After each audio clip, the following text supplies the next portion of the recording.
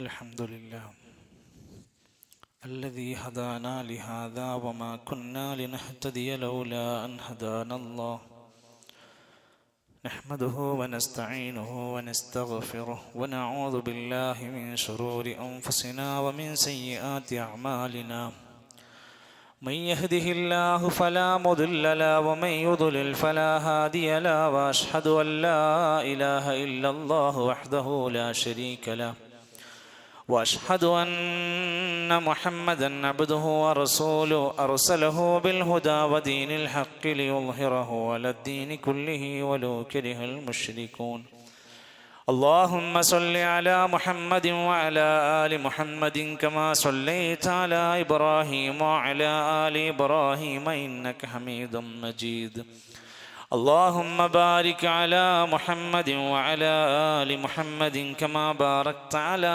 إبراهيم وعلى آل إبراهيم إنك حميد مجيد أما بعد فإن خير الكلام كلام الله وخير الهدي هدي محمد صلى الله عليه وسلم وشر الأمور محدثاتها وكل محدثة بدعة وكل بدعة ضلالة وكل ضلالة في النار أيها الإخوة والأخوات أوصيكم وإياي أولا بتقوى الله يا أيها الذين آمنوا اتقوا الله حق تقاته ولا تموتن إلا وأنتم مسلمون أعوذ بالله من الشيطان الرجيم قال يا قوم أرأيتم إن كنت على بينة من ربي ورزقني منه رزقا حسنا وما أريد أن أخالفكم إلى ما أنهاكم عنه إن أريد إلا الإصلاح ما استطعت وما توفيقي إلا بالله عليه توكلت وإليه أنيب. ബഹുമാന്യരായ സഹോദരങ്ങളെ, സത്യവിശ്വാസികളെ, സത്യവിശ്വാസിനികളെ, നമ്മയെല്ലാം സൃഷ്ടിച്ച് പരിപാലിച്ചു കൊണ്ടിരിക്കുന്ന ലോകത്തിൻ്റെ സംരക്ഷകനായ കാരുണ്യവാനായ റബ്ബുൽ ആലമീൻ അവൻ്റെ മഹത്തരമായ നിഅമത്തുകൾക്ക് നന്ദി കാണിച്ചു. അവൻ ദീനായി പഠിപ്പിച്ച നന്മകളെ സ്വീകരിച്ചും തിന്മകളെ ജീവിതത്തിൽ നിന്ന് വിലക്കിയും ഒരു പരിപൂർണ മുസ്ലിമായി, മുസ്ലിഹായി, മുത്തഖിയായി ജീവിച്ചു മരിക്കാൻ നാം ഓരോരുത്തരും ആത്മാർത്ഥമായി പരിശ്രമിക്കണമെന്ന് ആമുഖമായി എന്നെയും തുടർന്ന് നിങ്ങളെയും ഓർമ്മപ്പെടുത്തുകയാണ്, വസിയത്ത് ചെയ്യുകയാണ്. അള്ളാഹു നമ്മയെല്ലാം അവൻ ഇഷ്ടപ്പെടുന്ന നല്ലവരായ മുഅ്മിനീങ്ങളിൽ ഉൾപ്പെടുത്തി അനുഗ്രഹിക്കുമാറാകട്ടെ. അള്ളാഹു നമുക്ക് നൽകിയിട്ടുള്ള ജീവിതം അത് വിലപ്പെട്ടതാണ്. ആ ജീവിതത്തിൽ ഒരു വേള നമ്മുടെ കർമ്മങ്ങളും പ്രവർത്തനങ്ങളും നിലപാടുകളും എല്ലാം ചോദ്യം ചെയ്യപ്പെടുന്നതാണ്. മനുഷ്യ ജീവിതം എവിടെ വെച്ച് തുടങ്ങിയോ അന്ന് മുതൽ മനുഷ്യൻ്റെ ജീവിതത്തിന് അവസാനമുണ്ട്. അത് മരണമാണ്. ഒരാൾ മരിച്ചു കഴിഞ്ഞാൽ അവനെ കൊണ്ടുപോയി ഖബറടക്കം കഴിയുന്ന ആ നിമിഷം വരെ അവൻ്റെ കൂടെ ഒരുപാട് പേരുണ്ട്. ചങ്ങാതിമാരും പ്രാസ്ഥാനികരും പ്രവർത്തകന്മാരും ശിഷ്യന്മാരും സുഹൃത്തുക്കളും അടങ്ങുന്ന ഒരു വൻ നിര അദ്ദേഹത്തിൻ്റെ ജനാസയിൽ പങ്കെടുത്തു കാണും. ചിലപ്പോൾ ഉൾക്കൊള്ളാൻ പറ്റാത്ത പള്ളിയിലെ ജനാവലി കാരണം കൊണ്ട് 2-3 തവണ അദ്ദേഹത്തിന് വേണ്ടി മയ്യിത്ത് നമസ്കാരം സംഘടിപ്പിച്ചിട്ടുണ്ടാവും. പക്ഷെ ഈ ആൾക്കൂട്ടവും ജനക്കൂട്ടവും കുടുംബവും പാരമ്പര്യവും മഹിമകളും നേതാവും സ്ഥാനങ്ങളും എല്ലാം ആ ഖബറടക്കം കഴിയുന്നതുവരെയാണ്. റസൂലുള്ളാഹി സ്വല്ലല്ലാഹു അലൈഹി വസല്ലമ പറയാണ്, മനുഷ്യൻ മരിച്ച് അദ്ദേഹത്തിന്റെ ജനാസ എടുത്ത് അങ്ങനെ കൊണ്ടുപോകുമ്പോൾ 3 കാര്യങ്ങൾ ജനാസന്റെ പിന്നാലെ പോകും. 2 അതിൽ നിന്ന് തിരിച്ചു പോരും. ഒരേ ഒരൊറ്റ കാര്യം മാത്രമേ ഒരു മനുഷ്യന്റെ കൂടെ ഉണ്ടാവുകയുള്ളൂ.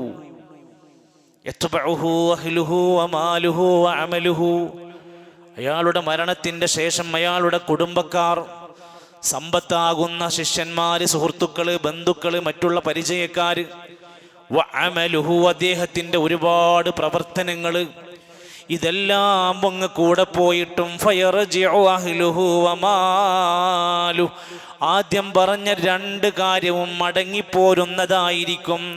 ഹദീസിന്റെ അവസാന ഭാഗത്ത് കൊടുക്കുകയാണ് വയബഖാ അമലുഹു, അവന്റെ കൂടെ അവസാനം ചേർത്ത് പിടിക്കാനുണ്ടാവുന്നത് കർമ്മങ്ങൾ മാത്രമായിരിക്കും. ഈ ഹദീസ് കേൾക്കാത്തവരാണ് നമ്മൾ അല്ല. 2ാം ക്ലാസ്സിലും 3ാം ക്ലാസ്സിലും പാഠപുസ്തകത്തിനകത്ത് കൊടുക്കുന്ന ഹദീസുകളിൽപ്പെട്ടതാണ്. കുഞ്ഞുനാൾ മുതൽ കേട്ട് പരിചയമുള്ള ഒരു സന്ദേശമാണ്. അള്ളാഹുവിൻ്റെ ഖുർആൻ പലയിടത്തും പറയുന്നുണ്ട്, കർമ്മങ്ങൾ എവിടെയാണോ കൂടുതലുള്ളത് അവർക്കാണ് ജയിക്കാൻ പറ്റുക. കർമ്മങ്ങൾ എവിടെ കുറയുന്നോ, മനുഷ്യൻ എവിടെ സൽക്കർമ്മമില്ലാതെയാകുന്നോ അവിടെ അയാൾ പരാജിതനായിരിക്കും. കേട്ടു പരിചയമുള്ള സൂറത്താണ് പരലോകത്ത് ഈ കർമ്മങ്ങൾ അങ്ങനെ തൂക്കി നോക്കുന്ന സമയത്ത് അത് തൂലാസ് നന്മ കൊണ്ട് നിറഞ്ഞ് ഭാരമായാൽ അള്ളാഹുവിൻ്റെ തൃപ്തികരമായ സ്വർഗീയ ജീവിതമായിരിക്കും ആ വ്യക്തിക്ക് കിട്ടുന്നത്. കർമ്മം കനം കൂടണം. ആരുടെയെങ്കിലും കർമ്മരേഖാപുസ്തകത്തിന്റെ അധ്യായം തുറക്കുമ്പോൾ അതിൽ കനം കുറവാണെങ്കിൽ അവന്റെ സങ്കേതം, താമസസ്ഥലം ഹാവിയ എന്ന നരകമായിരിക്കും. അതെന്താ? വമാ അദ്റാക മാ ഹിയ, അതെന്താന്ന് അറിയുമോ? നാറുൻ ഹാമിയ, തിളച്ചുമറിയുന്ന കത്തിച്ചൊരിക്കുന്ന നരകമാണ് ഹാവിയാന്ന് പറഞ്ഞാൽ. പ്രിയപ്പെട്ടവരെ, ഇവിടെയാണ് നമ്മൾ ഇരുന്ന് ആലോചിക്കേണ്ടത്. ശഅബാനിലേക്ക് നമ്മുടെ ജീവിതത്തിന്റെ ഒരു ആയുസ് വന്നുപെട്ടിരിക്കുകയാണ്. കഴിഞ്ഞകാല വർഷങ്ങൾക്ക് ഇടയിൽ നമ്മിൽ നിന്ന് പിരിഞ്ഞുപോയവർക്കിടയിൽ നിന്ന് വ്യത്യസ്തരായി നമ്മൾ ഇന്നും ജീവിച്ചു കൊണ്ടിരിക്കുന്നുണ്ട്. റമദാനിലേക്ക് 1 മാസം പോലും നമ്മുടെ മുമ്പിൽ ഇല്ലാതെ വരികയാണ്. ഒന്ന് ഒരുങ്ങാൻ, മാനസികമായി സജ്ജരാകാൻ, സാമ്പത്തികമായ അതിൻ്റെ വിശുദ്ധി ഒന്ന് ക്രിയപ്പെടുത്താൻ, സക്കാത്തിൻ്റെ കാര്യങ്ങളൊക്കെ ഒന്ന് ഊട്ടി ഉറപ്പിക്കാൻ, ഓരോ കാര്യങ്ങളിലും ഞാൻ എൻ്റെ കർമ്മരേഖ പരിശോധിക്കുന്നതിനെ വിചാരിച്ചുകൊണ്ട്, മനസ്സിനെ ഉറപ്പിച്ചുകൊണ്ട് നമ്മൾ കർമ്മങ്ങളിലേക്കൊന്ന് ഒരുങ്ങണം. ഒരു ആത്മാർത്ഥമായ താല്പര്യം വേണം. നിഷ്ക്രിയനാകുന്നത് നമ്മൾ ഒഴിവാക്കണം. മടി പിടിക്കുന്നത് ഇനിയും മാറ്റിവെക്കണം. ആയുസ് തീർന്നുകൊണ്ടിരിക്കുകയാണ്. മഹാന്മാരായ ഉലമാക്കന്മാര് പറയാണ്, നല്ലത് ചെയ്യണമെങ്കിൽ നല്ലത് ചെയ്യാനുള്ള മനസ്സ് വേണം. അതിന് 5 കാര്യങ്ങളാണ് ഉലമാക്കന്മാര് പറയുന്നത്. നല്ല മനസ്സോടെ പ്രവർത്തിക്കുന്നവരും അതിന് പറ്റാതെ പോകുന്നവരും അറിഞ്ഞിരിക്കാൻ. ഒന്നാമത് പറയുന്നത് സത്യസന്ധമായി നന്മ ചെയ്യാൻ ശ്രമിക്കലാണ്. എന്തെങ്കിലും കട്ടിവെച്ചു പോയാൽ പോരാ, എന്തെങ്കിലുമൊക്കെ ചെയ്തു കൂട്ടി പോയാൽ പോരാ. ചെയ്യുന്നത് ഇഖ്ലാസോടെ, സത്യസന്ധമായി, ആത്മാർത്ഥമായി പടച്ച റബ്ബിലേക്ക് നിയ്യത്ത് വെച്ചുകൊണ്ട് അധ്വാനിക്കണം. നമ്മളാരെയും നമ്മുടെ സ്വലാത്ത്, നമ്മുടെ ദിക്ർ അതൊന്നും എണ്ണം പഠിക്കാൻ എന്നോ എണ്ണം കൊടുക്കാൻ ഒരു കമ്മിറ്റിക്കും ചുമതല കൊടുത്തിട്ടില്ല. അതിൻ്റെതായ ആ കണക്കുകൾ, ഞാൻ ചൊല്ലിയ സ്വലാത്ത്, ഞാൻ ചൊല്ലിയ ദിക്റിന്റെ എണ്ണവും പേജുമൊക്കെ, ഞാൻ ഓതിയ ഖത്മിന്റെ കണക്കൊന്നും ഒരാളുടെയും ഗ്രൂപ്പിൽ അയക്കാനുള്ളതല്ല. അതൊക്കെ പടച്ച റബ്ബിലേക്ക് വിടാനുള്ളതാണ്. സത്യസന്ധമായി നന്മ ചെയ്യുന്നതാണ് വിജയത്തിന്റെ ഒരു മാനദണ്ഡം. അതിന് ഉലമാക്കന്മാര് വിശുദ്ധ ഖുർആനിൽ ആയത്താ പറഞ്ഞത്, വമിനന്നാസ്, മനുഷ്യരുടെ കൂട്ടത്തിൽ ചിലരുണ്ട്, മയ്യശ്രീ നഫ്സഹു ബിതിഗാഅ മർളാത്തില്ലാ, അവർ സ്വന്തത്തെ അങ്ങ് വിൽക്കുകയാണ്. വിൽക്കുക എന്ന് പറഞ്ഞാൽ ആ സ്വന്തം ജീവിതം അവരങ്ങ് കൊടുക്കാണ്. ആർക്ക് വേണ്ടി? ഇബ്തിഗാഅ മർളാത്തില്ലാ, അള്ളാന്റെ തൃപ്തി കിട്ടാന്, പടച്ചോന്റെ പൊരുത്തം കിട്ടാനുള്ള പണികൾക്ക് വേണ്ടി സ്വന്തം ജീവൻ കൊടുക്കുന്ന സത്യസന്ധന്മാരായ മനസ്സുള്ളവരാണ് അവർ. വല്ലാഹു റഊഫും ബിൽ ഇബാദ്, അള്ളാഹു അവിടുത്തെ അടിമകളോട് വലിയ ദയാവായ്പുള്ളവനാണ്. അള്ളാഹു സ്നേഹമുള്ളവനാണ്. സൂറത്തുൽ ബഖറയുടെ 207-ാമത്തെ ആയത്ത്. ഒരിക്കൽ നബി സല്ലല്ലാഹു അലൈഹി വസല്ലമ പഠിപ്പിക്കുകയാണ്, ഒരു അറാബിയായ മനുഷ്യൻ വരികയാണ്. അറാബിയായ ഒരു ഗ്രാമീണനായ ഒരു അറബി അദ്ദേഹം വന്നിട്ട് ഫആമന ബിഹി, നബിയെ നിങ്ങളെ പറയുന്നതൊക്കെ ഞാൻ വിശ്വസിച്ചിരിക്കുന്നു. വത്തബഅഹു സുമ്മ ഖാല ഉഹാജിറു മഅക, നബി തങ്ങളോട് വന്നിട്ട് പറഞ്ഞു, നബിയെ നിങ്ങൾ ഹിജ്റ പോകുമ്പോൾ ഞാനും ഹിജ്റ പോകാൻ തയ്യാറാണ്. അതൊരു വലിയ കാര്യല്ലേ? ഞാൻ ഹിജ്റ പോകാൻ തയ്യാറാണ് നബിയെ, എന്നെയും കൊണ്ടുപോകണം. ഫൗസാ ബിഹി നബി സല്ലല്ലാഹു അലൈഹി വസല്ലം ബഅദ അസ്ഹാബിഹി, ചില സ്വഹാബിമാരോട് നബി തങ്ങൾ പറഞ്ഞു, ഇദ്ദേഹത്തെ ശ്രദ്ധിക്കണം, ഇദ്ദേഹത്തെ പരിഗണിക്കണം, അദ്ദേഹം ഈമാൻ സ്വീകരിച്ചവനാണ്, ഹിജ്റക്ക് വരെ സന്നദ്ധനായ ഒരു നല്ല മനുഷ്യനാണ്. فلما كانت غزوة عظم النبي صلى الله عليه وسلم سبيا فقسم وقسم له. അങ്ങനെ മറ്റൊരിക്കൽ കാലങ്ങൾ കഴിഞ്ഞു, ഒരു യുദ്ധരംഗത്ത് പങ്കെടുത്തു. അദ്ദേഹവും ആ യുദ്ധത്തിനുണ്ടായിരുന്നു. യുദ്ധത്തിന്റെ മുതലൊക്കെ ഇങ്ങനെ കിട്ടിയ ഗനീമത്ത് സ്വത്തുകൾ ഇങ്ങനെ ഓരി വെച്ച് വീതിച്ചു കൊടുക്കുകയാണ്. ഒരു ഓഹരി, നല്ല ഒരു ഓഹരി ഇദ്ദേഹത്തിനും അല്പം മാറ്റിവെച്ചു കൊടുത്തു.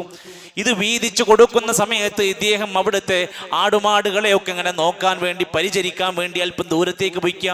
തിരിച്ചു വന്നപ്പോഴാണ് കാണുന്നത് കുറെ സ്വത്ത് ഇദ്ദേഹത്തിന് മാറ്റിവെച്ചിരിക്കുന്നു. നബിയെ ഇതെന്താണ്, ഇതെന്തിനാണ് എനിക്ക് തന്നിരിക്കുന്നത്? നബി തങ്ങൾ പറഞ്ഞു, ഇത് താങ്കൾക്കുള്ളതാണ്.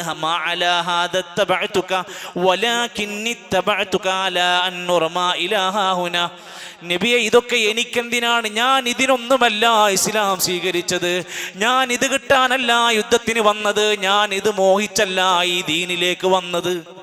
നമ്മളൊക്കെ ചിന്തിക്കണം, നമ്മൾ എന്തിനാണ് ഈ ദീനിൽ നിൽക്കുന്നത്? ഇതൊന്നും മോഹിച്ചല്ല ഞാൻ ദീനിൽ നിൽക്കുന്നത്. നബിയെ ഞാൻ എന്തിനാണ് ഇതിൽ വന്നത് എന്നറിയുമോ? ഞാൻ നിങ്ങളുടെ കൂടെ യുദ്ധത്തിന് വന്നത് അലാ അൻ ഉർമ ഇലാഹാഹുനാ. ഈ ഹൽക്ക് കാണിച്ചു കൊടുത്തു, തൊണ്ട. എനിക്ക് ഇവിടെ ഇങ്ങനെ ശത്രുവിന്റെ അമ്പ് ഇങ്ങനെ തറച്ചിട്ട് രക്തം അങ്ങോട്ട് വാർന്ന് വീണ് നബിയെ ഷഹീദായിട്ട് അങ്ങോട്ട് സ്വർഗം കിട്ടണം, ഞാൻ അതിനാണ് വന്നിരിക്കുന്നത്. അതൊരു മോഹാണ്, അതൊരു സ്വപ്നാണ്. ഈ ശരീരത്തിൽ ചോര വാർന്ന് പിടഞ്ഞു വീണ് അള്ളാന്റെ സ്വർഗം കിട്ടാനാണ് ഞാൻ വന്നിരിക്കുന്നത്. ഈ സ്വത്തൊന്നല്ല എനിക്ക് വേണ്ടത്. ഇത് കേട്ടപ്പോൾ നബി സല്ലല്ലാഹു അലൈഹി വസല്ലമ തങ്ങൾ അവിടുന്ന് പറഞ്ഞു കൊടുത്തു, ഇൻ തസ്ദുഖില്ലാഹ് യസ്ദുഖക, നീ അല്ലാഹുവിനോട് സത്യസന്ധമായിട്ടാണ് ഈ പറയുന്നതെങ്കിൽ അല്ലാഹു നിനക്കതിന്റെ കൃത്യമായ സത്യസന്ധമായി നിനക്കത് തരുന്നതാണ്. നീ അത് ആഗ്രഹിച്ചല്ലേ പ്രവർത്തിച്ചത്, പടച്ചോൻ തരും. ഫലബിസു ഖലീല, കുറച്ച് സമയം കൂടെ അദ്ദേഹം അവിടെ താമസിച്ചു. സുമ്മ നഹലൂ ഫീ ഖിതാലിൽ അദുവ്, പിന്നീട് ശത്രുക്കളുമായി യുദ്ധത്തിനങ്ങ് ഇറങ്ങി പുറപ്പെട്ടു. ഫഉതിയ ബിഹിൻ നബി സല്ലല്ലാഹു അലൈഹി വസല്ലം യുഹ്മൽ, പിന്നെ വരുന്നത് ഈ മനുഷ്യന്റെ ജനാസയാണ് എടുത്തുകൊണ്ട് വരുന്നത്. എടുത്തുകൊണ്ട് വന്ന് നബി തങ്ങളുടെ മുമ്പിലേക്ക് കാണിച്ചു. ഇത് നേരത്തെ നിന്ന് സംസാരിച്ച അതേ സ്ഥലത്ത് അദ്ദേഹത്തിന്റെ ജനാസയാണ് പിന്നീട് കിടക്കുന്നത്. നബി തങ്ങൾ പറഞ്ഞു, സദഖല്ലാഹ് ഫസദഖഹു, അദ്ദേഹം അല്ലാഹുവിനെ സത്യപ്പെടുത്തി പ്രവർത്തിച്ചു. അല്ലാഹു അദ്ദേഹത്തെ അത് തന്നെ കൊടുക്കുകയും ചെയ്തു. അദ്ദേഹം ഷഹീദായി.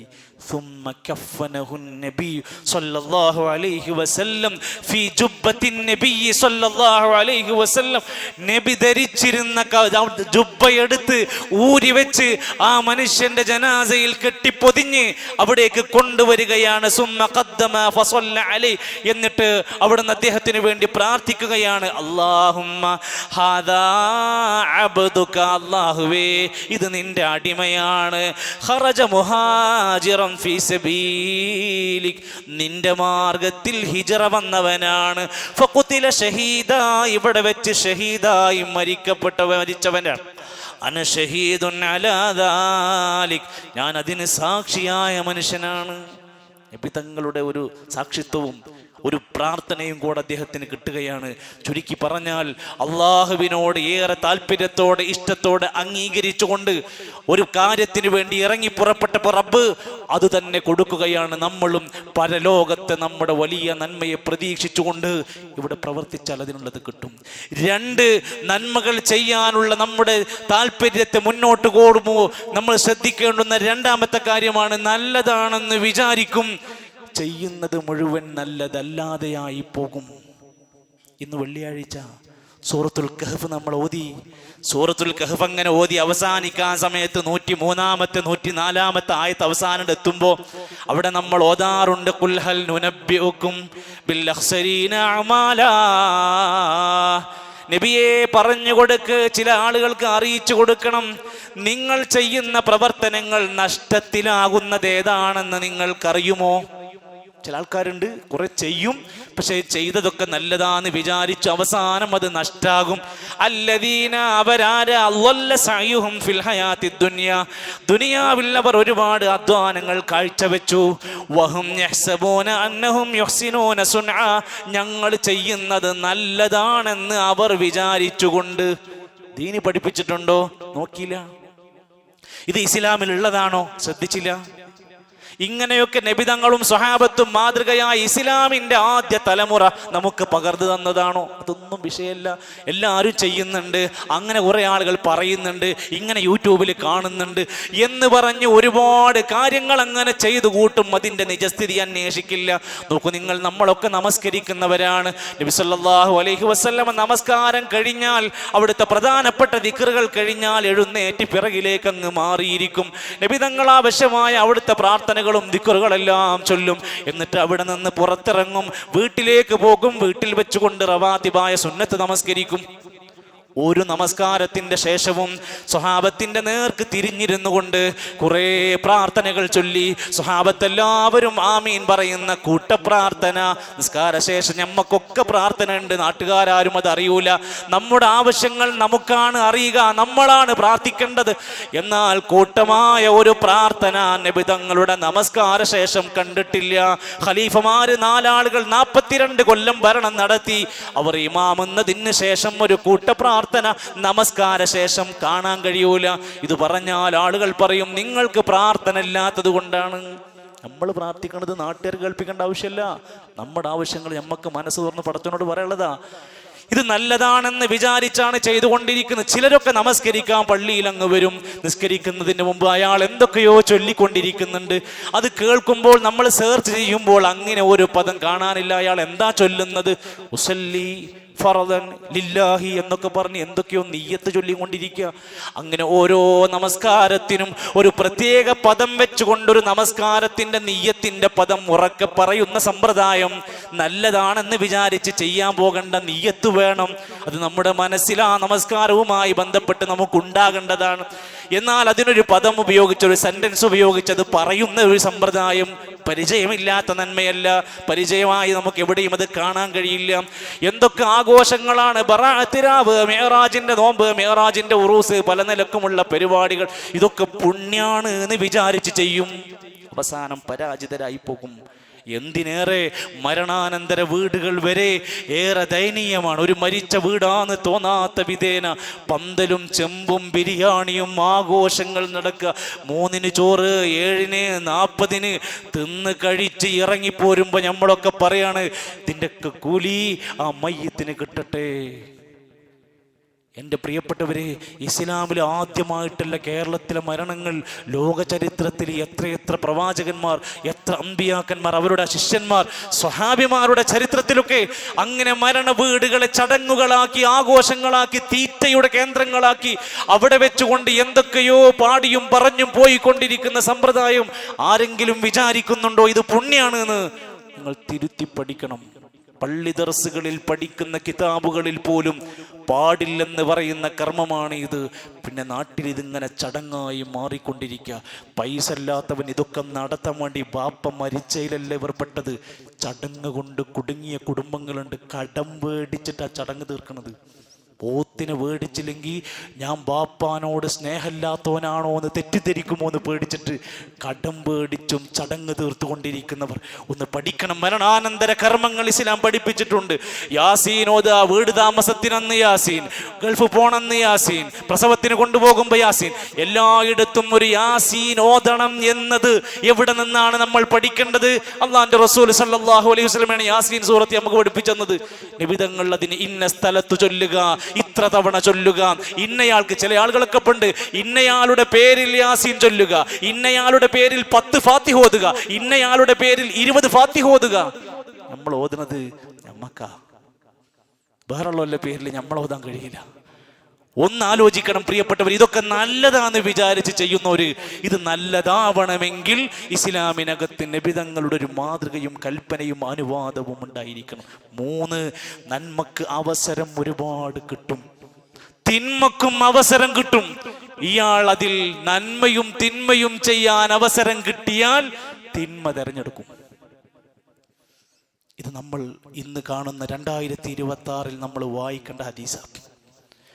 നന്മയും തിന്മയും ചെയ്യാൻ അവസരം കിട്ടും, അയാൾ തിന്മ തെരഞ്ഞെടുക്കും.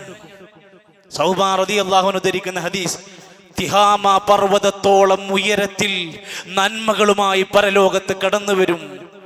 അല്ലാഹു തആലയുടെ പ്രവാചകൻ നബി സല്ലല്ലാഹു അലൈഹി വസല്ലം പറയാ, അത് ഹബാഅൻ മൻസൂറ, വിതറപ്പെട്ട പൊടിയാക്കി ധൂമമാക്കി തകർത്ത് കളയും. സ്വഹാബത്ത് ചോദിച്ചു, നബിയെ ഇത്രയും നന്മ ചെയ്തിട്ട് എന്തിനാണത് തകർത്തത്? നബിന്റെ മറുപടി കേൾക്കണം നിങ്ങൾ. അവര് നിങ്ങളെപ്പോലെ രാത്രി നിസ്കരിക്കുന്നവരും നിങ്ങളെപ്പോലുള്ള ആൾക്കാരൊക്കെ തന്നെയാണ്. വലാകിന്നഹും, പക്ഷേ അഖ്വാമുൻ, ആ വിഭാഗം ആളുകൾ, ഇദാ ഖലൂ ബിമഹാരിമില്ലാ, ഒരു നിഷിദ്ധമായ കാര്യത്തിന്റെ മുമ്പിൽ ഒറ്റക്കൊരവസരം കിട്ടിയാൽ ഇൻതഹകൂഹാ, അതങ്ങ് അവൻ നന്നായി ലംഘിച്ച് തകർക്കുന്നതാണ്. ഒറ്റക്കൊരവസരം കിട്ടിയാൽ അതൊക്കെ നന്നായിട്ട് തിന്മക്ക് വേണ്ടി ഉപയോഗിക്കും. എത്രത്തോളം എന്ന് വെച്ചാൽ പരസ്യമായി ഒരുപാട് നന്മ ചെയ്യുന്ന മനുഷ്യരാണ്, രഹസ്യമായി അതിലേറെ തിന്മ ചെയ്യുന്നവരായ മനുഷ്യരിന്നുണ്ട്. നാട്ടിലും അങ്ങാടിയിലും എല്ലായിടത്തും അയാൾ നല്ല അവസ്ഥയിലായിരിക്കും ഉണ്ടാവുക. സുഹൃത്തുക്കളെ, ഇതൊന്ന് പേടിക്കണമെന്ന് പറയാനുള്ള കാരണം, സോഷ്യൽ മീഡിയ എന്ന് പറഞ്ഞാൽ ആളുകളെ കൊല്ലാനുള്ള സാധനമല്ല. നമ്മൾ കാരണം കൊണ്ട് ജനങ്ങൾ ആത്മഹത്യ ചെയ്യേണ്ടുന്ന അവസരമുണ്ടാകുന്നത് എത്ര ദുഷിച്ച അവസ്ഥയിലേക്ക് ഈ സമൂഹം മാറുന്ന ആലോചിക്കണം. നമ്മുടെ കൈകളിലുള്ള ഈ ഏറ്റവും അനുഗുണമായി ഉപയോഗിക്കേണ്ട social media, mobile phone, internet സംവിധാനം നല്ല ശ്രദ്ധയോടെ ചിട്ടയോടെ ഇനിയുള്ള കാലം ഉപയോഗിച്ചില്ലെങ്കിൽ വലിയ പ്രതിസന്ധി വരാൻ പോവാണ്. നാട്ടിൽ പുറത്തിറങ്ങാൻ പറ്റാത്ത അവസ്ഥയിലേക്ക് വരും. പ്രിയപ്പെട്ട മക്കളുടെ കൈകളിൽ മൊബൈൽ ഫോൺ നിയന്ത്രണമില്ലാതെയാണ് പോകുന്നതെങ്കിൽ 14കാരിയുടെ പെൺകുട്ടിയുടെ കൊലപാതകം വായിച്ചിട്ടും നമ്മൾ ഇനിയും ചിന്തിക്കുന്നില്ല എങ്കിൽ രക്ഷിതാക്കളെ, പ്രിയപ്പെട്ടവരെ, വായിക്കണം. എന്താണ് ഈ കാലം, എവിടേക്ക് പോണു, എന്താണ് നമ്മുടെ പരിഹാരമെന്ന്. ഏകാന്തതയിൽ പാപം ചെയ്യുന്നവരുടെ എണ്ണം കൂടി വരികയാണ്. അറബിയിൽ അതിനെ ഉപയോഗിക്കുന്നേ ദുനൂബുൽ ഖൽവാത്ത്, ഒറ്റക്കിരിക്കുമ്പോൾ പാപം ചെയ്യാം. നമ്മുടെ മൊബൈൽ ഫോണുകൾ, നമ്മുടെ ഇന്റർനെറ്റുകൾ, നമ്മുടെ കമ്പ്യൂട്ടറുകൾ, ലാപ്ടോപ്പുകൾ എന്തിലാണ് പോണത് എന്ന് ഒന്ന് സ്വസ്ഥമായി ഇരുന്ന് ആലോചിക്കേണ്ടതുണ്ട്. അള്ളാഹുവിൻ്റെ വിധിവിലക്കുകൾ തകർക്കുന്ന അവസ്ഥയിലേക്ക് എത്തുന്നതിന് നമ്മൾ ഗൗരവമായി കാണുക എന്ന് മാത്രമാണ് സൂചിപ്പിക്കാനുള്ളത്. ആ ഹദീസിലേക്ക് അതിനാണ് നമ്മൾ ക്ഷണിക്കേണ്ടത്. 4, നന്മയുടെ ലോകത്ത് നന്മ ചെയ്യണമെന്ന് ആഗ്രഹിക്കുന്നുണ്ട്, ചെയ്യാനൊരു തൗഫീക്ക് കിട്ടണില്ല. ഉംറക്ക് പോണമെന്നുണ്ട്, കുറെ കാലമായി വിചാരിക്കണു, നടക്കണില്ല. ഹജ്ജിന് പോണെന്ന് വിചാരിച്ച് പൈസ കയ്യിൽ പിടിച്ചിരിക്കുന്നുണ്ട്, എന്തോ അത് കിട്ടണില്ല. അതിന് പറയും തൗഫീക്ക് കിട്ടണം. എന്തിനു തൗഫീക്ക് ലഭിക്കുക? ശുഐബ് നബി അലൈഹിസ്സലാത്തു വസ്സലാം അവിടുത്തെ ഖൗമിനോട് സംസാരിക്കും. അവരോട് അളവിലും തൂക്കത്തിലും കൃത്രിമം കാണിക്കുന്നതും ശിർക്ക് ചെയ്യുന്നതും അള്ളാന്റെ കൽപ്പനകൾ ലംഘിക്കുന്നതൊക്കെ ഉപദേശിക്കുക. അതിന്റെ കൂട്ടത്തിൽ അദ്ദേഹം പറയാണ്, വമാ ഉരീദു അൻ നുഖാലിഫക്കും ഇലാ മാ അൻഹാകും അൻഹു, നിങ്ങളോട് ഞാൻ ചെയ്യരുതേ എന്ന് പറയുന്ന കാര്യത്തിന് ഞാൻ എതിരാകൂല, ഞാനത് ചെയ്യൂല. ഞാൻ ചെയ്യരുതേ നിങ്ങളോട് പറയും, എന്നിട്ട് ഞാനത് ചെയ്യുമെന്നൊരിക്കലും നിങ്ങൾ വിചാരിക്കണ്ട. ഇൻ ഉരീദു ഇല്ലൽ ഇസ്ലാഹ മസ്തതഅതു, ഞാൻ സാധ്യമാകുന്ന അത്ര നന്മകൾ ഇസ്ലാഹ് ചെയ്യണമെന്നാ വിചാരിക്കുന്നത്. തിരുത്തേണ്ടതൊക്കെ തിരുത്തണം എന്നാ വിചാരിക്കുന്നത്. പക്ഷെ ഇത് ചെയ്യണമെങ്കിൽ വമാ തൗഫീഖി ഇല്ലാ ബില്ലാഹ്, എനിക്ക് നന്മ ചെയ്യണമെങ്കിൽ അല്ലാഹുവിന്റെ തൗഫീഖ് ഇല്ലാതെ പറ്റൂല. അതുകൊണ്ട് ഞാൻ അലൈഹി തവക്കൽതു, റബ്ബിലേക്ക് തവക്കുലാക്കുകയാണ്. വ ഇലൈഹി ഉനീബ്, റബ്ബിലേക്ക് പശ്ചാത്തപിച്ച് ഖേദിച്ച് മടങ്ങുകയാണ്. അടച്ചോന്റെ തൗഫീഖ് കിട്ടണം. അള്ളാഹുവിൻ്റെ തൗഫീഖ് ഉണ്ടെങ്കിലല്ലാതെ നമുക്ക് നല്ല കാര്യത്തിന് ഇറങ്ങാൻ കഴിയില്ല. നമ്മൾ പറയില്ലേ, പള്ളിൻ്റെ തൊട്ടടുത്താണ് വീട്, പള്ളി കാണാറില്ലല്ലോ, അള്ളാഹിൻ്റെ തൗഫീഖ് ഇല്ല. എത്രയോ നന്മയുടെ മജ്ലിസിലേക്ക് അയാൾ വിളിക്കുന്നുണ്ട്, അയാൾക്ക് എത്താൻ കഴിയണില്ല. എത്രയോ വലിയ വലിയ പദ്ധതികളുടെ യോഗങ്ങളിലേക്ക്, മീറ്റിങ്ങുകളിലേക്ക് അയാൾക്ക് വിളി വരുന്നുണ്ട്, അയാൾക്ക് എത്താൻ കഴിയുന്നില്ല. തൗഫീക്ക് നഷ്ടപ്പെടുക. നമ്മൾ നമ്മുടെ മനസ്സിനോട് ഇങ്ങനെ വായിക്കണം, പടച്ചോനെ ഞാൻ അതിലുണ്ടോ, എന്തോ ഒരു തടസ്സങ്ങൾ എൻ്റെ മുമ്പിലുണ്ടോ. അല്ലാഹുവിൻ്റെ റസൂൽ സല്ലല്ലാഹു അലൈഹി വസല്ലമ പറയാണ്, ഒരു മനുഷ്യനെ അങ്ങ് ഇഷ്ടപ്പെട്ടാൽ അള്ളാഹു അയാൾക്ക് ഒരുപാട് നന്മ ചെയ്യാനുള്ള തൗഫീക്ക് കൊടുക്കും. അള്ളാന്റെ ഇഷ്ടം കിട്ടണം, അതിനാണ് നമ്മൾ ആഗ്രഹിക്കേണ്ടത്. ഇദാ അറാദല്ലാഹു ബിഅബ്ദിൻ ഖൈറൻ ഇസ്തഅമലഹു, ഒരു അടിമയെ അല്ലാഹ് ഇഷ്ടപ്പെട്ടാൽ അയാളെ കൊണ്ട് നന്നായി പണിയെടുപ്പിക്കും. സഹാബത്ത് ചോദിച്ചു, അതെങ്ങനെയാണ് നബിയെ, അതെന്താ അതുകൊണ്ട് ഉദ്ദേശിക്കുന്നത്? നബി പഠിപ്പിക്കുകയാണ്, യുവഫിഖുഹു ലിഅമലിൻ സ്വാലിഹിൻ ഖബ്ലൽ മൗത്ത്, മരിക്കുന്നതിന്റെ മുമ്പ് ഒരുപാട് നന്മ ചെയ്യാനുള്ള തൗഫീഖ് ലഭിക്കും. എല്ലാവർക്കും 24 മണിക്കൂർ തന്നെ, പക്ഷെ ചിലരുടെ സമയം ഒന്ന് ആലോചിച്ച് നോക്കി നിങ്ങൾ, അയാൾക്കൊരു നിമിഷം നന്മക്ക് ഒഴിവുണ്ടാവില്ല. ഒഴിവില്ലാത്ത തൗഫീക്ക് പടച്ചവൻ കൊടുക്കും. എങ്ങനെയാണ് ഇത് നടക്കുന്നത് എന്ന് അത്ഭുതപ്പെട്ടു പോകും. പടച്ചവന്റെ തൗഫീക്ക് ലഭിക്കല. എന്നാ ചില മനുഷ്യരുണ്ട്, തിന്മകൾ അധികമായാൽ അവർക്ക് നല്ലത് ചെയ്യാനുള്ള മനസ്സ് പോലും ഉണ്ടാവൂല. കല്ലാ ബൽ റാന അലാ ഖുലൂബിഹിം മാ കാനൂ യക്സിബൂൻ, മനസ്സിന് കൽബുകൾക്ക് കറ പിടിക്കും. ഒരുപാട് തിന്മയിലങ്ങ് മുങ്ങിക്കുളിച്ചാൽ മനസ്സിന് നല്ലത് ചെയ്യാനുള്ള തോന്നൽ പോലും തന്നെ നഷ്ടപ്പെട്ടുകൊണ്ടിരിക്കും. സൂക്ഷിക്കണം. നന്മ ചെയ്യാനുള്ള മനസ്സും നന്മയിൽ മുന്നോട്ട് പോകാനും ശ്രദ്ധിക്കേണ്ടുന്നവർ 5ാമത്തെ കാര്യം ആലോചിക്കുക. തിന്മകളാൽ വലയം ചെയ്ത് നന്മ ചിന്തിക്കാൻ പോലും കഴിയാത്തവരുണ്ടെങ്കിൽ അവർക്ക് നല്ലതുകൊണ്ട് ജീവിക്കാൻ കഴിയില്ല. തിന്മയിൽ മുങ്ങിക്കുളിച്ചവർ എല്ലാത്തിലുണ്ട്. അശ്ലീലതകളിലുണ്ട്, സോഷ്യൽ മീഡിയ ദുരുപയോഗത്തിലുണ്ട്, തെറി പറയുന്നതിലുണ്ട്, കളവ് പറയുന്നതിലുണ്ട്, മാതാപിതാക്കളോട്, അധ്യാപകരോട്, പ്രിയപ്പെട്ടവരോട് മോശമായി ഇൻസൾട്ടിങ് മൈൻഡോടെ പെരുമാറുന്നവരുണ്ട്. തൻ്റെ പ്രിയപ്പെട്ടവരെ ബഹുമാനിക്കേണ്ടവരെ ബഹുമാനിക്കാത്തവരുണ്ട്, കരുണ കാണിക്കേണ്ടവരോട് കരുണ കാണിക്കാത്തവരുണ്ട്, സ്വന്തം വാപ്പയെ ഉമ്മയെ തിരിഞ്ഞു നോക്കാത്തവരുണ്ട്. എന്താണ് അവർക്ക് പ്രശ്നം? അല്ലാഹുവിന്റെ ഖുർആൻ പറയാണ്, ബലാ മൻ കസബ സയ്യിഅതൻ വഹാതത് ബിഹി ഖതീഅതു, തിന്മകൾ സമ്പാദിച്ച് തിന്മകളിലായി ചുറ്റപ്പെട്ട് കിടക്കുന്നവനാണെങ്കിൽ ഫൗലായിക അസ്ഹാബുന്നാർ, അവർ നരകക്കാരായിരിക്കും. ഹും ഫീഹാ ഖാലിദൂൻ, അവർ എന്നെന്നും നരകത്തിലാണ്. എത്ര അവസരങ്ങൾ നല്ലതിന് കൊടുത്താലും അത് ചെയ്യാനും ചിന്തിക്കാനും പറ്റാതെ പോകുന്നൊരു വല്ലാത്ത പാപത്തിന്റെ അവസ്ഥകൾ അയാളെ ബാധിച്ചു കൊണ്ടിരിക്കും. നമ്മളൊക്കെ സുബ്ഹ് നമസ്കാരം കഴിഞ്ഞ് റബ്ബിനോട് പ്രാർത്ഥിച്ചത്, അല്ലാഹുമ്മ ഇന്നി അസ്അലുക ഇൽമൻ നാഫിഅ വഅമലൻ മുതഖബ്ബല വറിസ്ഖൻ ത്വയ്യിബ വഅമലൻ മുതഖബ്ബല. എന്താണ് ആ പ്രാർത്ഥനയിൽ? അല്ലാഹുവേ, എനിക്ക് ധാരാളം ഉപകരിക്കുന്ന ഇൽമു തരണം. ചില അറിവുകൾ നമുക്ക് വേണം. റിസ്ഖ് ത്വയ്യിബാക്കി തരണം. അമല് മുതഖബ്ബൽ, ഒരുപാട് സ്വീകരിക്കപ്പെടുന്ന അമൽ എനിക്ക് തരണം. അതിനാദ്യം എന്ത് വേണം? ഇൽമൻ നാഫിഅൻ, അതൊക്കെ അറിയുന്ന, പഠിക്കുന്ന, വായിക്കുന്ന ഒരു മനസ്സെനിക്ക് കിട്ടണം.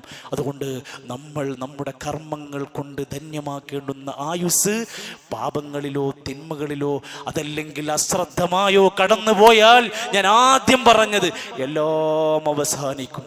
നമ്മൾ മാത്രം നമ്മുടെ ഖബറിൽ അമലുകളുടെ കൂടെ ജീവിക്കേണ്ടുന്ന ഒരു ലോകമുണ്ട് എന്ന ബോധ്യത്തോടുകൂടെ ഈ ഷഅബാനും വരുന്ന റമദാനും സജ്ജമായ ഒരു വലിയ നന്മകളുടെ കൂമ്പാരത്തിനു വേണ്ടി ഒരുക്കി വെക്കാൻ നമ്മൾ ഏവരും താല്പര്യപൂർവ്വം മുന്നോട്ട് വരിക.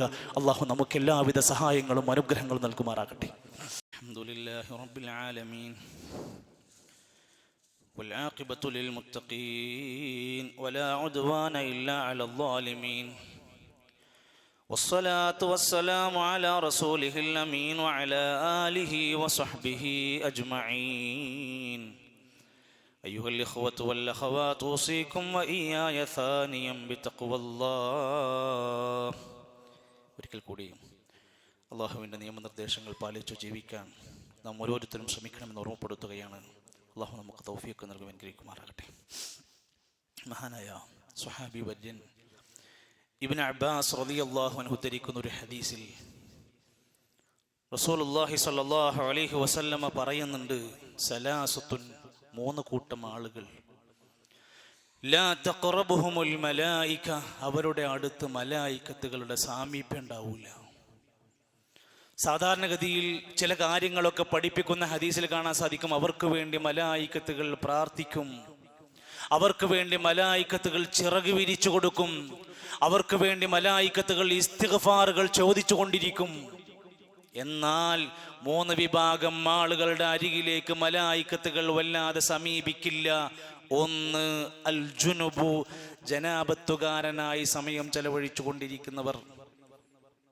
2, അസ്സഖറാൻ, മദ്യത്തിൻ്റെയും ലഹരിയുടെയും മത്തിലായി സമയം കഴിഞ്ഞുകൊണ്ടിരിക്കുന്നവർ.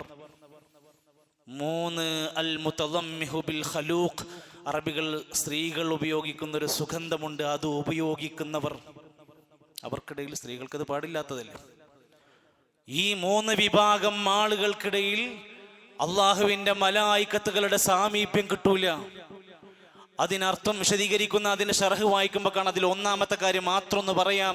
ഒരാൾ ജനാബത്തുകാരനാകിയിരിക്കുമ്പോൾ അയാൾ എത്രയും പെട്ടെന്ന് ശുദ്ധിയുള്ളവനാകാൻ ശ്രമിക്കണം. കാരണം അയാൾ വലിയ അശുദ്ധിയിലാണ്.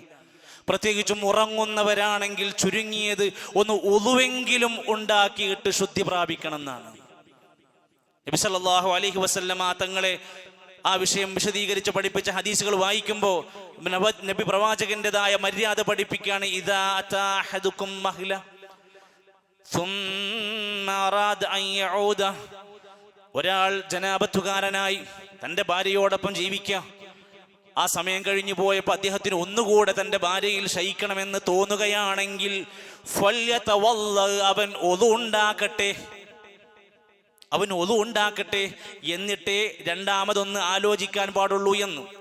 അതുപോലെ തന്നെ വിശുദ്ധ ഖുർആൻ പറയുന്നുണ്ട്, വൈൻ കുന്തും ജുനുബം ഫത്തഹറു, കുളി നിർബന്ധമാണ്. വെള്ളിയാഴ്ച നമ്മൾ കുളിച്ചു, അതുപോലെ വൈൻ കുന്തും അലാ ജുനുബൻ, ജനാബത്തുകാരനാണെങ്കിൽ ഫത്തഹറു, അവർ ശുദ്ധിയാകട്ടെ, കുളിക്കട്ടെ. ഖുർആന്റെ കൽപ്പനയാണ്, ഖുർആനിലാണ് ഈ ആയത്ത് പറയുന്നത്. ഉറങ്ങുന്നതിന്റെ മുമ്പുള്ള കാര്യത്തിൽ പ്രവാചകന്റെ മര്യാദ പഠിപ്പിക്കണം. റുബ്ബമാ ഇഗ്തസല ഫനാമ, ജനാബത്തുകാരനായാൽ നബി തങ്ങൾ ചിലപ്പോൾ കുളിച്ചുകൊണ്ടാണ് ഉറങ്ങാറുള്ളത്.